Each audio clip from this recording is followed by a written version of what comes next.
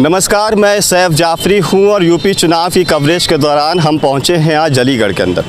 आप अलीगढ़ आइए और अलीगढ़ मुस्लिम यूनिवर्सिटी नहीं आइए, ये एक नामुमकिन सी बात है। मैं अलीगढ़ मुस्लिम यूनिवर्सिटी के अंदर हूं। सेंटरी गेट जो है वो मेरे ठीक पीछे है, जिसको 100 साल पूरे होने पर यूनिवर्सिटी के 1920 से 2020 के बीच में जो 100 साल पूरे हुए हैं, तब इस गेट को बनाया गया है एक ऐतिहासिक इमारत के तौर पर, एक बाप के तौर पर, गेट के तौर पर। मेरे साथ में अलीगढ़ मुस्लिम यूनिवर्सिटी के कुछ छात्र हैं, कुछ छात्र नेता हैं। हमारा जो ये चुनावी सफ़र है ये उत्तर प्रदेश के आने वाले विधानसभा चुनाव को लेकर है। जानने की कोशिश कर रहे हैं कि किसानों के क्या सवाल हैं, नौजवानों के क्या सवाल हैं, महिलाओं के क्या सवाल हैं। इसी बीच आज ये जानने की कोशिश करेंगे इन छात्र और छात्र नेताओं से कि आने वाले चुनाव में 2022 का विधानसभा चुनाव में छात्रों के क्या सवाल रहने वाले हैं। तो शुरुआत करते हैं। सबसे पहले आपके पास आना चाहूँगा, क्या नाम लिखते हैं? मेरा नाम फैज़ियाब नाम है और मेरा मास्टर्स अजीम प्रेमजी यूनिवर्सिटी से, अलीगढ़ मुस्लिम यूनिवर्सिटी से भी है। डेवलपमेंट, मैं बेसिकली सोशल सेक्टर का बंदा हूँ। फैज़ियाब साहब, ये बताएं, आने वाले चुनाव में युवा और छात्रों के क्या मुद्दे रहने वाले? सबसे बेसिक जो मुद्दा है मेरे हिसाब से, मुझे लगता है कि इंसान की 3 बेसिक ज़रूरतें हैं, जो रोटी कपड़ा मकान जर्नल सी है और एक सदियों से ये लड़ाई चली आ रही है। मगर फ़िलहाल क्या है, रोटी कपड़ा मकान सिक्योरिटी। अगर आप नेस्लो की हायरार्की ऑफ नीड्स पढ़ेंगे तो उसमें क्लियरली मेंशन है कि सबसे पहले आपको फूड का जुगाड़ करना है, उसके बाद कपड़े का करना है, उसके बाद घर का करना है, फिर आता है सिक्योरिटी। अगर हम उत्तर प्रदेश की बात करें तो उत्तर प्रदेश के अंदर कोई तबका ऐसा नहीं है जो अपने आप को सिक्योर फील कर रहा हो, चाहे वो फार्मर्स हों, चाहे वो महिलाएं हों, या फिर उसके अलावा आपका जॉब करने वाला जॉब सेक्टर में जितने भी, चाहे गवर्नमेंट में हो या प्राइवेट। रोटी कपड़ा मकान 3 मुख्य बुनियादी आपने समस्याएं बताई हैं, लेकिन कपड़ा छोड़ के रोटी और मकान तो सरकार दे रही है कि नहीं दे रही है? आपको, मुझे ये नहीं लगता कि क्यों लगता है कि रोटी दे रही है। रोटी और मकान सरकार दे रही है। आपको, मुझे ये समझ में नहीं आता कि इतना वो कॉन्फिडेंट लोग क्यों हो जाते हैं कि रोटी पे 5 किलो अनाज जो है, एक इंसान की जो सेल्फ रिस्पेक्ट होती है ना, उसको सेटिस्फाई नहीं कर सकता। 5 किलो अनाज जब आप किसी को दे रहे हैं तो क्या उसके साथ मतलब सिर्फ अनाज है, रोटियां बनाएगा बंदा, खाएगा? It is a welfare state, you know. India is the welfare state and government have to provide the services to the our peoples और सिटीजन्स ऑफ इंडिया। बेसिकली जैसे आप देख रहे होंगे बड़े बड़े होर्डिंग्स के वैक्सीनेशन हो रहा है। वैक्सीनेशन मतलब क्या है? वैक्सीनेशन ये तो नहीं है कि गवर्नमेंट ने कोई स्पेशली कहीं से अलग से फंड्स रिलीज़ कराने के बाद उसको जो है गवर्नमेंट में बांट दिया हो, कोई एक्सटर्नल फंडिंग रिसोर्सेज रहे हों, ऐसा नहीं था। आपके पास आज PM केयर फंड के अकाउंट में आप अभी तक जनता को ये क्लियरली नहीं बता पाए हैं कि ये एक गवर्नमेंट का अकाउंट है, जिसमें आप गवर्नमेंट का रिलैक्सेशन अकाउंट है, या फिर जो है एक बीजेपी की नैरेटिव बनाने के लिए जो अकाउंट बनाया गया है, जो PM केयर फंड, वो अपने आप में एक क्वेश्चन मार्क है।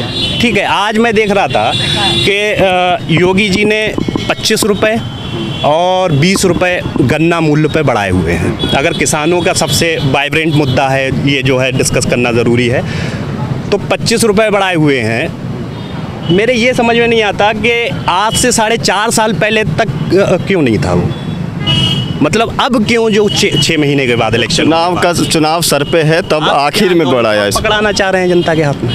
लॉलीपॉप से तो काम नहीं चल सकता ना। जो राइट्स हैं, राइट्स एंड ड्यूटीज़ जो हैं, उसको उस पर आप बात करिए। आपको फंडामेंटल राइट्स नहीं पता, आपको वेलफेयर स्टेट की मीनिंग नहीं पता, आपको सोशलिस्ट स्टेट की भी मीनिंग नहीं पता, और जो है प्रचार होगा कि गैस भरवा दिया, ऑक्सीजन दे दिया, वैक्सीनेशन हो रहा है। कोई जो है सबसे पॉइंट की बात ये आती है कि वैक्सीनेशन जैसी जो सिचुएशन इंडिया के अंदर 2 साल के अंदर में क्रिएट हुई, उसका रिस्पॉन्सिबल कौन था? जब पूरी दुनिया इफेक्टेड कोविड से थी, इंडिया उस टाइम पे नहीं था। WHO और अपोजिशन कंटिन्यूसली आपको वार्न कर रहा था कि आपको जो है इंस्टेंट इनिशिएटिव्स लेनी चाहिए कोविड से बचने के लिए। क्या किया सरकार ने? सरकार ने रैलियां की, चाहे बंगाल की हो, बिहार की हो, या अब नमस्ते ट्रंप हो। जहाँ जहाँ ट्रंप गए, मोदी जी जहाँ जहाँ साथ में लेके गए, वही जो है एकदम से हब रहा, कोविड का हब रहा। चाहे आगरा हो, चाहे अहमदाबाद हो, चाहे दिल्ली हो। आप जो है इतनी बड़ी फोर्स को 5000 लोगों को लेके साथ में चल रहे हैं कोरोना बम को, और अब जो है ये प्रोपेगेट करने का क्या मतलब है? Free vaccination. फ्री वैक्सीनेशन क्या है? It's a welfare state. Free vaccination कुछ नहीं। अच्छा, आप मकान और उसकी बात कर रहे हैं, अनाज की। 16 करोड़ लोग को योगी जी तो दावा कर रहे हैं कि 16 करोड़ लोगों को फ्री अनाज दे दिया, 42 लाख लोगों को मकान बनवा के दिए उत्तर प्रदेश के अंदर। ये बताइए, क्या इंडिया की पब्लिक भिखारी ही रहेगी? जॉब सिक्योरिटी नहीं होती, एजुकेशन सिक्योरिटी की बात नहीं हो सकती। आप योगी जी ये बात करें ना कि इतनी % जॉब्स हमने दी। बताइए, आप पूरे ढाबे पे जितने भी हैं यहाँ पे, लगभग 2 किलोमीटर की रेंज में, इस रोड पे 2 किलोमीटर की रेंज में मेडिकल रोड पे, आप पूछिए, देख के आइए, यहाँ खड़े हुए हैं कितने भाई जॉब होल्डर्स हैं। ये किसकी रिस्पॉन्सिबिलिटी थी? आज हम लोगों को बहुत सारे भाई होंगे इनमें से जिनको बस PhD सिर्फ इसलिए कर रहे हैं कि क्या करेंगे फर्दर मास्टर्स करने के बाद, PhD करने के बाद भी जॉब सिक्योरिटी नहीं है, और फ्री वैक्सीनेशन की बात हो रही। एम्प्लॉयमेंट रिड्यूस होता चला जा रहा है, फ्री वैक्सीनेशन। चलिए, आपके पास भी रहूँगा। आप बताएं, क्या नाम लिखते हैं? मोहम्मद हमजा जिलानी। क्या कर रहे हैं यहाँ पर? मैं मास्टर्स कर रहा हूँ लॉ में, LLM कर रहे हैं। जी। अच्छा, ये बताएं, अभी साहब तो कमियां निकाल रहे हैं सरकार के अंदर, आपको कौन सा काम बेहतर लगता है कि सरकार का, कि भैया ये काम ठीक है, तारीफ़ काबिल? जुमले का जुमला वो अच्छा देते हैं। ये तो आप तंज कस रहे हैं। नहीं, तंज कसने की बात ही नहीं है। तो आपको भी मुझसे बेहतर पता होगा कि काम ऑन पेपर जितना होता नहीं, उससे ज़्यादा बताया जाता है। फिर चाहे आप किसी को भी देख लिए, वो कैलकाटा का उठा के मॉडल पेपर लगा देना किसी पेपर के हेडलाइंस पे, या कुछ भी हो, कि आप जो अभी बता रहे थे कि 16 करोड़ लोगों को दिया, ये सब एक कही हुई बातें हैं, जो कि आप रैलियों में कह दें, जो कि आप कहीं जाकर बोल दें, अलग बात है। लेकिन आप एज अ रिपोर्टर, आप कभी भी ग्राउंड पे उतरते होंगे, आप देखिए हालात दूसरी तरह है। आज यूपी का ये हालात है कि एक तबका, जो कि सबसे बड़ा तबका है चुनाव में, वो सिर्फ अपने ज़िंदा रहने की जद्दोजहद कर रहा है। उसके ऊपर आप तरह तरह के इल्ज़ाम लगा रहे हैं, आप UAPA लगा रहे हैं, आप फलाना कर रहे हैं, आप कुछ भी कर रहे हैं। वो तो सिर्फ अपने सर्वाइवल की लड़ाई लड़ रहा है।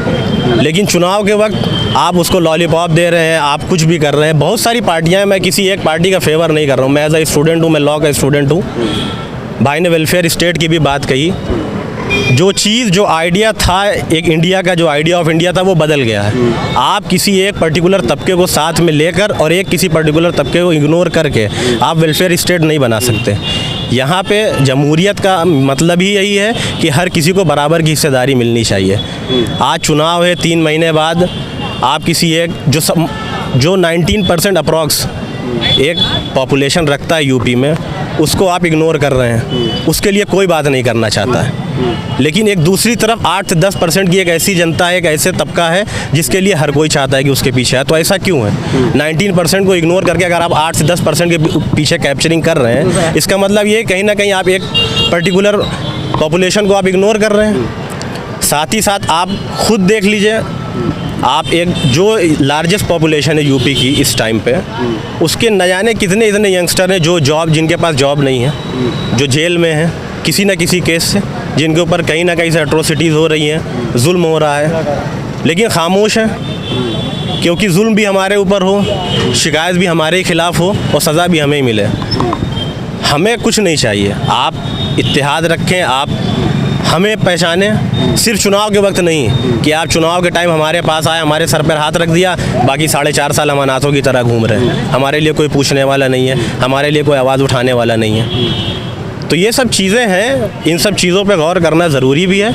और जहाँ तक कि आप हर फील्ड में बात करें, महंगाई हो, पढ़ाई हो, हर चीज़ हो, प्री कोविड पोस्ट कोविड आप टाइम देख लीजिए, इतना प्रदेश की जनता इस बार समझ चुकी है कि उसको किस डायरेक्शन में जाना है, किस जगह क्या स्टेप लेना है, और इंशाल्लाह आने वाले टाइम में वो प्रदेश की जनता डिसाइड करेगी क्या है क्या नहीं है। आकिब साहब भी हैं, युवा नेता हैं अलीगढ़ विश्वविद्यालय के।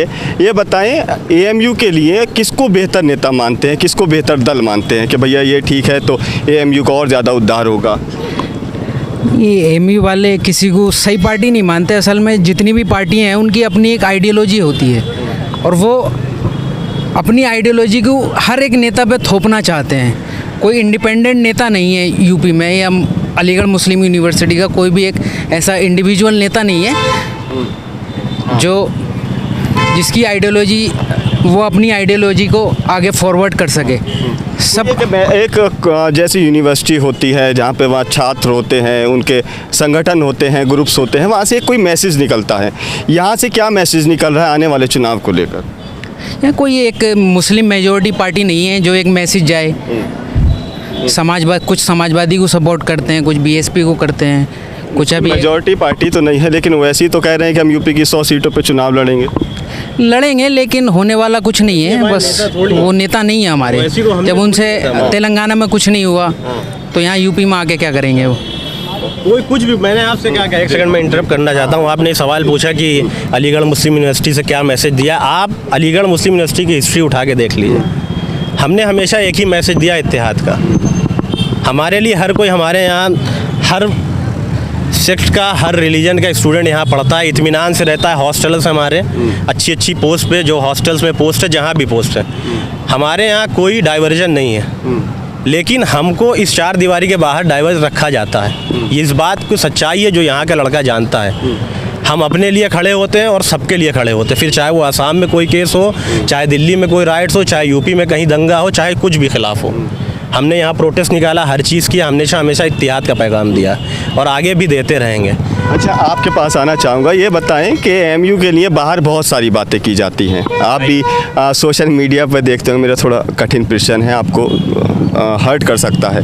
बहुत सारी बातें की जाती हैं सोशल मीडिया के ऊपर कि भैया ये तो लोग यहाँ के नेता नगरी कर रहे हैं, हर चीज़ में आगे आते हैं, हर चीज़ में प्रोटेस्ट करते हैं। कई सोशल मीडिया के प्लेटफॉर्म ऐसे हैं जो IT सेल किसी और एक ख़ास दल के लिए काम करते हैं, वो यहाँ पे पढ़ने वालों को कहते हैं कि भैया यहाँ से तो आतंकवादी पैदा होते हैं। इसमें क्या है, इसका पूरी चीज़ ज़रा विस्तार से समझाइए। एक बहुत बेहतरीन मुझे इंसिडेंट याद आ गया, वरना एक कैमरे पे वो कहने वाला नहीं है, अलग से बता दूंगा। मगर सबसे इम्पोर्टेंट चीज़ ये है कि आप पहले डिफ़ाइन करिए कि आपके अकॉर्डिंग आतंकवाद क्या चीज़ है। अगर जो है इंसानियत को फैलाना अगर आतंकवाद है तो हम आतंकवादी हैं, नो प्रॉब्लम। कह सकती है IT सेल हो चाहे कोई भी हो। अगर हम इंसानियत के लिए बात करते हैं, पूरी दुनिया में एक जगह भी अगर कहीं पे जुल्म होता है और उस जुल्म के ख़िलाफ़ हम सब लोग, पूरी अलीग बिरादरी जब खड़ी रहती है, तो इसको अगर आतंकवाद माना जाता है तो उनकी आतंकवाद की डेफिनेशन के अकॉर्डिंग हम आतंकवादी हैं। वैसे मुझे लगता है कि उन लोगों को जो आतंकवाद की यूनिवर्सिटी कहते हैं, उन लोगों को बेंच ऑफ थॉट्स पढ़नी चाहिए, उनको हिंदुत्व पढ़नी चाहिए, सावरकर पढ़ना चाहिए, गोलवालकर पढ़ना चाहिए। तब उन्हें मुझे लगता है कि रियल जो डेफिनेशन है वो आतंकवाद की समझ में आएगी कि किस पे अप्लाई होती है, अमन पसंदों पे अप्लाई होती है या दक्षिणपंथियों पे अप्लाई होती है। तो मेरे क्वेश्चन का, आपके क्वेश्चन का शायद मैं जवाब दे चुका हूँ। हाँ, ठीक है, तो आप आगे आ जाइए। ये बताएं, चुनाव में 2022 का चुनाव आने वाला, 6 महीने बाद चुनाव है। फिर से आपसे बेसिक क्वेश्चन पे मैं आऊँगा, युवाओं के क्या मुद्दे रहने वाले हैं और किसको बेहतर मानते हैं कि भैया युवाओं की कोई परेशानियाँ हैं या छात्रों की कोई परेशानियाँ हैं तो ये वाली पार्टी आके दूर कर देगी? देखिए, युवाओं का तो एक ही मुद्दा है, बस रोज़गार। जब तक रोज़गार नहीं, जब तक सारी शिक्षा, पढ़ाई लिखाई सब बेकार है।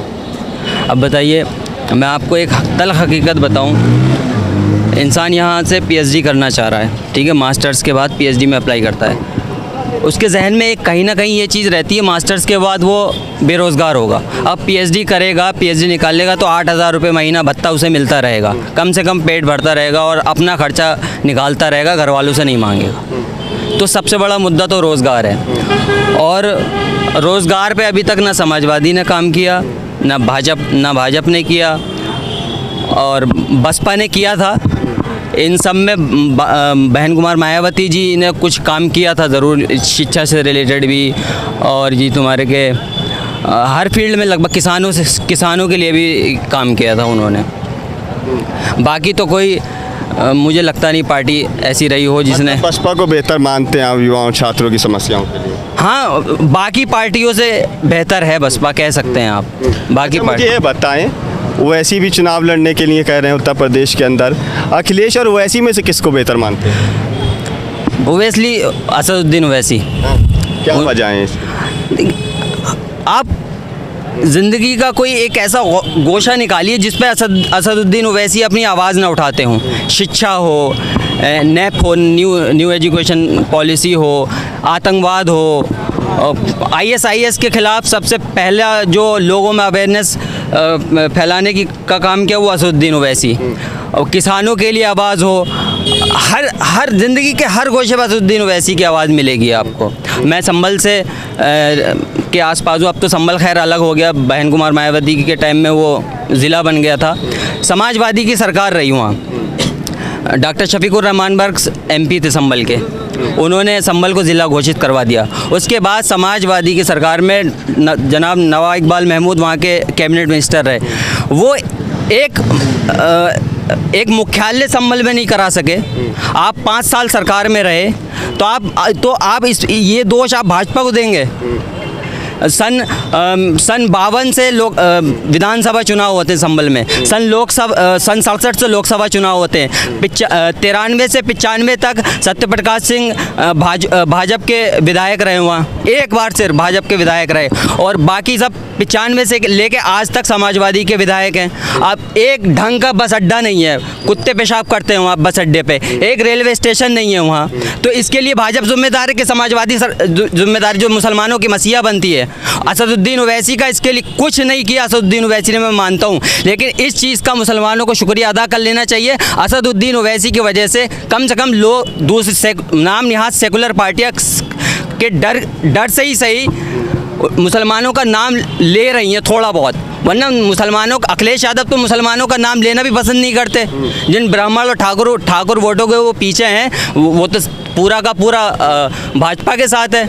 2019 लोकसभा चुनाव में मुझे एक बात बताएं जमाल, असदुद्दीन ओवैसी की भी आप बात कर रहे हैं, पीस पार्टी जैसी भी पार्टियां आई और आने के बाद कहीं खो गई इस तरह की, लेकिन मुस्लिम समाज के समुदाय के जो लोग हैं वो इन पर क्यों भरोसा नहीं करते? क्यों फिर से हर बार सपा बसपा पे उत्तर प्रदेश में ख़ास तौर पर रहते हैं? देखिए, पीस पार्टी आई, पीस पार्टी ने पहला इलेक्शन लड़ा, काफ़ी अच्छा परफॉर्मेंस रहा, लेकिन वो ग्राउंड पे गायब हो गए। कहीं मुसलमान मारे जाते थे तो वो दिखते नहीं थे, उनके विधायक समाजवादी में भाग के चले गए। अगर अखिलेश यादव का मुस्लिम विरोधी होने का सबसे बड़ा सबूत, हमने मान लिया असदुद्दीन ओवैसी कम्युनल है, पीस पार्टी तो कम्युनल नहीं थी, 4 सीटें लाए 2012 विधानसभा चुनाव में, क्यों जो है तीनों विधायकों को अपनी तरफ खींच लिया? अगर आपको मुस्लिम हितैषी थे कि आपको चाहिए था कि एक मुस्लिम पार्टी बनी रहे, तो आप उनके विधायकों को ना खरीदते, क्यों खरीद फरोख्त की? भाजपा पे आज जो है इल्ज़ामात लगते हैं खरीद फरोख्त के। सबसे बड़ी जिम्मेदार खरीद फरोख्त के ये हैं, ये चाहते ही नहीं कोई मुस्लिम पार्टी उभरे, क्योंकि इनसे इनका यादव वोट खिसक गया। 2019 लोकसभा चुनाव में 71% मुसलमानों ने गठबंधन को वोट दिया, बसपा समाजवादी। तो यादव वोट कहाँ गया आपका? दलित वोट कहाँ गया फिर आपका? तब भी नहीं जीत पाए आप। मुलायम सिंह यादव की जीत का मार्जिन कम हो गया। भाभी डिम्पल यादव हार गई, जब 2 लाख 2.5 लाख यादव है कन्नौज सीट पे, तो यादव वोट कहाँ जा रहे? 71% 75% वोट मुसलमानों को आपको पड़ा है। तो इसके लिए मुसलमान जिम्मेदार कहाँ से, बताइए आप? चलिए आपके पास आऊँगा जी, आप अपनी बात पूरी। जी आपने क्वेश्चन असदुद्दीन ओवैसी की लीडरशिप के बारे में किया था। सबसे बड़ी क्यूरियोसिटी मेरे दिमाग में ये रहती है कि असदुद्दीन ओवैसी तेलंगाना स्टेट से होते हुए सिर्फ वहाँ पे 8 ही सीटों पर चुनाव क्यों लड़ते हैं, बाकी पूरे हिंदुस्तान में सारी सीटों पर लड़ने के लिए तैयार क्यों रहते हैं?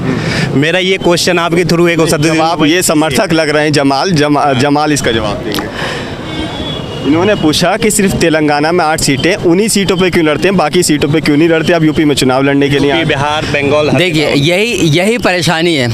तेलंगाना की जब बात आती है तो कहते हैं कि 8 सीटों पे क्यों चुनाव लड़ रहे हैं। जब बिहार में 25 सीटों का ऐलान करते हैं असदुद्दीन ओवैसी तो कहते हैं 25 सीटों पे क्यों नहीं लड़ रहे, 5 सीटों पे क्यों लड़ रहे हैं। वहाँ पे वोट काटेंगे 25 सीटों पे लड़के। अगर असदुद्दीन ओवैसी तेलंगाना में 8 से 10, 12, 15 कर देते तो वहाँ ये होती कि वहाँ पे जो है TRS के वोट कटवाने की साजिश।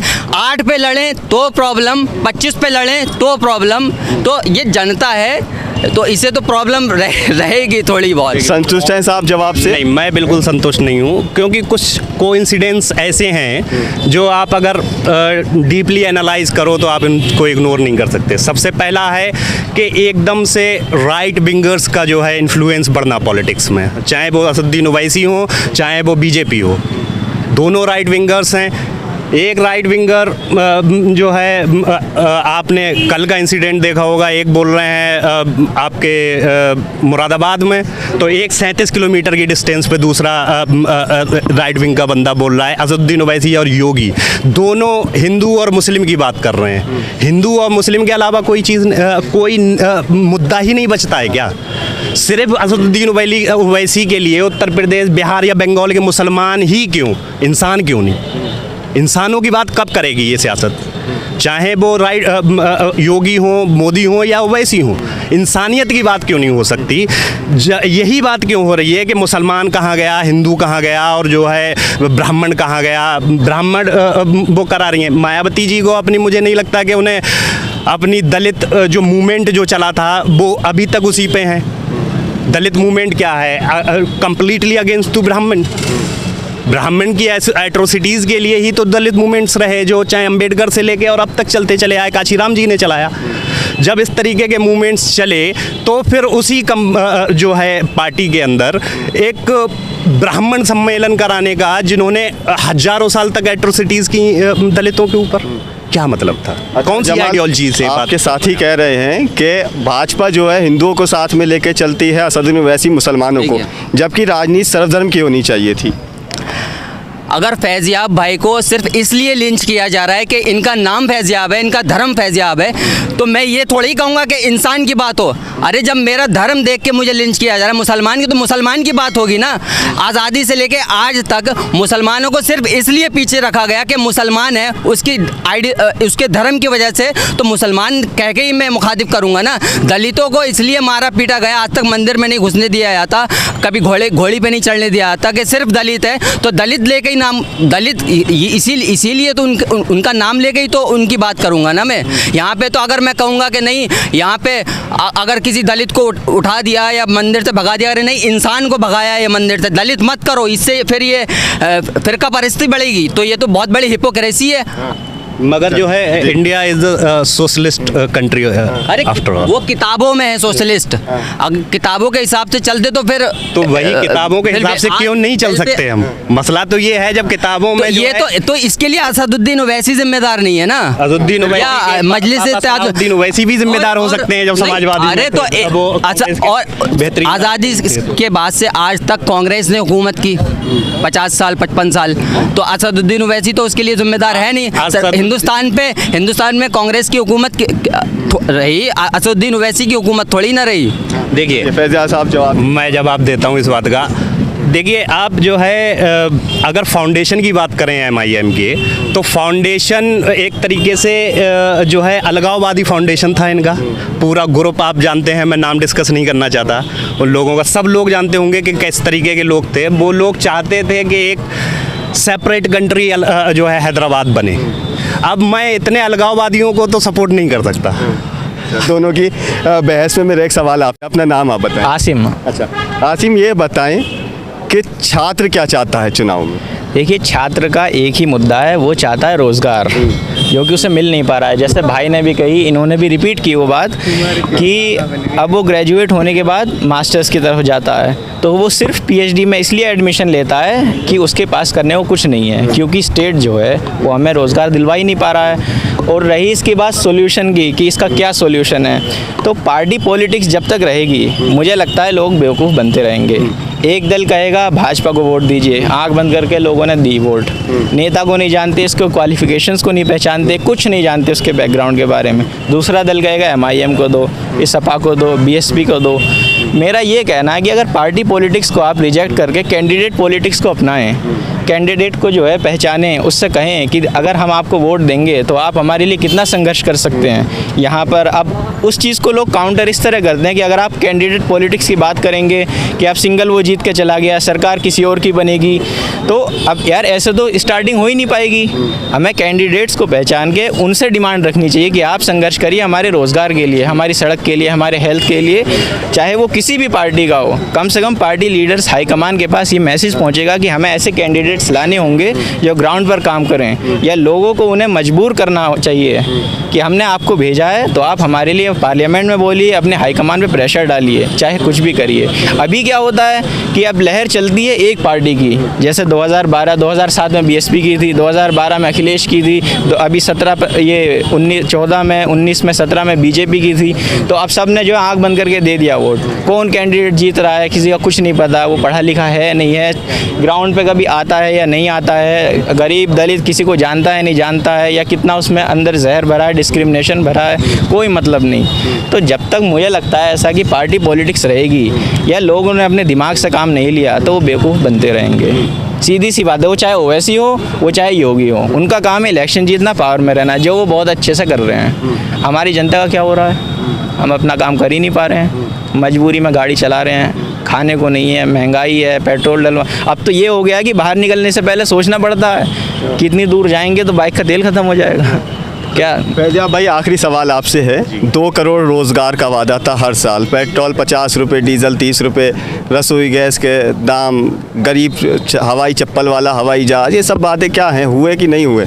देखिए, बेसिकली अगर आप उसकी बात करें एजेंडा की, अगर एजेंडा के थ्रू बात करें तो ये उन्होंने कह ही दिया था कि ये तो चुनावी जुमले होते हैं, मगर जो संघ की आइडियोलॉजी जो है वो कभी नहीं चाहती कि एक मतलब संपन्न देश जो है बन पाए, क्योंकि हिंदुत्व की आइडियोलॉजी है। तो इनके थिंकर गोलवालकर कहते हैं कि वो बोलते हैं कि अगर आपको हुकूमत करना है तो जनता का गरीब होना ज़रूरी है। तो ये तो उनकी पॉलिसी है, और एजेंडा के थ्रू जो है अनएम्प्लॉयमेंट और जो है महंगाई बढ़ाई जा रही है, जिससे कि आरएसएस जानबूझ के गरीब रखी हुई है। और क्या, ऑफ कोर्स ये उनकी आइडियोलॉजी है, उनकी बुक्स कह रही हैं, मैं थोड़ी कह रहा हूँ भाई। आप कहें हाँ, वो पढ़ें अगर उन्हें नहीं पता है तो। जनता उन लोगों को पढ़ना चाहिए। मोदी जी झूठ बोल रहे थे हवाई जहाज़ की बात कर करके हैं। अपने आप तो हैं हवाई जहाज, देखिए अमेरिका में है अभी। अच्छा बताएं, क्या बताएं? ये है कि जनता आज के वक्त में अपने आप को ठगा महसूस कर रही है। फिर चाहे आप घर के सिलेंडर से लेके, जो भाई ने कहा बाइक का पेट्रोल हो या कुछ भी हो, महंगाई इस कदर बढ़ गई है कि जनता के पास खाने को कुछ नहीं है। रही बात आप छात्र की बात करें या किसी भी वर्ग की बात करें, इंसान अमन और चैन चाहता है। पिछले 7 साल में आप भी देख रहे हैं, चुनाव का सिर्फ एक ही मुद्दा है, हिंदू मुस्लिम। कहीं दंगे हो गए, कहीं कुछ बवाल हो गया, कहीं कुछ हो गया, सिर्फ वोट पोलराइजेशन की बात होती है।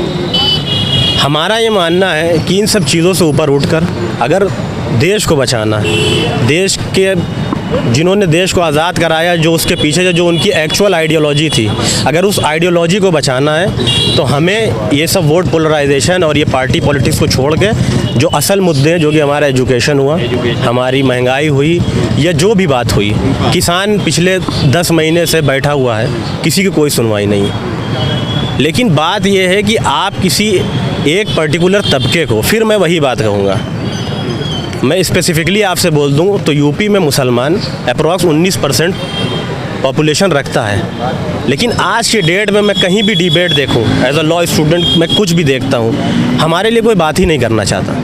फिर चाहे वो MIM हो, चाहे वो सपा तो हो। हमेशा से ये कहती रही है कि भैया इतने लाख मकान दिए, इतने लाख रोजगार दिए, इतने सिलेंडर दिए, इतने जनधन योजना में खाते बनाए, तो उसमें किसी हिंदू मुस्लिम के बुनियाद पे नहीं दिए कि भैया ये हिंदू है ये तो मत दो, ये मुस्लिम है तो मत। आप फिर वही बात कर रहे हैं, आप ग्राउंड पे उतर के देखिए ना। आप कहने की बात अलग है, रैलियों में खड़े होके भाषण देने वाले बहुत से नेता, मैं नाम नहीं लूँगा, जो अच्छे अच्छे भाषण देते हैं, मैं कोई भाषण नहीं दे रहा हूँ, लेकिन एक्चुअल बात है ही नहीं। आप किसी भी घर में चले जाइए, आप सिवाय हिंदू मुस्लिम के कुछ नहीं। मैं भी एक मुसलमान हूँ, मैं भी कहीं से आता हूँ, मुझे भी डर लगता है ये मेरे अंदर था नहीं। मैं बड़ा हुआ, मैं आज की डेट में पिछले 4-5 अब आप आते जाते सफ़र करते हैं तो डरते हैं, मुझे क्यों डरते हैं? क्योंकि ये खतरा है। आप लिंचिंग के कितने केस देख लीजिए, मैं कहीं खुल के बोल दूं, क्या पता मेरी लिंचिंग हो जाए, मुझे नहीं पता इस बारे में। इस बात का डर है मेरे अंदर, और अगर इस डर से युवा जी रहा है, एक 19% की आबादी जी रही प्रदेश में, तो ये बहुत बड़ी हार है। अगर लिंचिंग होती है तो कानून व्यवस्था भी तो है। कहाँ लिंचिंग पे कोई कानून है? आप मुझे एक कानून दिखा दिए जो लिंचिंग पे कोई कानून। वैसे तो कानून व्यवस्था है कि कोई भैया कर रही, सुप्रीम कोर्ट तो बोल रही है, लेकिन जो उस चीज़ को इम्प्लीमेंट करना है, उस चीज़ को करना है, वो कहाँ कर रही है? सरकार के पास कोई कानून व्यवस्था हो इस चीज़ की। आप कानून व्यवस्था देख लिए, कहीं भी बवाल हो जाता है, कोई ढंग की बात बोल रहा है उसको मार दिया जाता है, कहीं भी कोई बवाल हो रहा है, कुछ नहीं हो रहा है। तो ये सब चीज़ें आप ज़िला पंचायत के चुनाव देख लीजिए, आपकी नज़र के सामने है क्या हुआ उसमें, कैसे कैसे कैंडिडेट्स को धमकाया गया।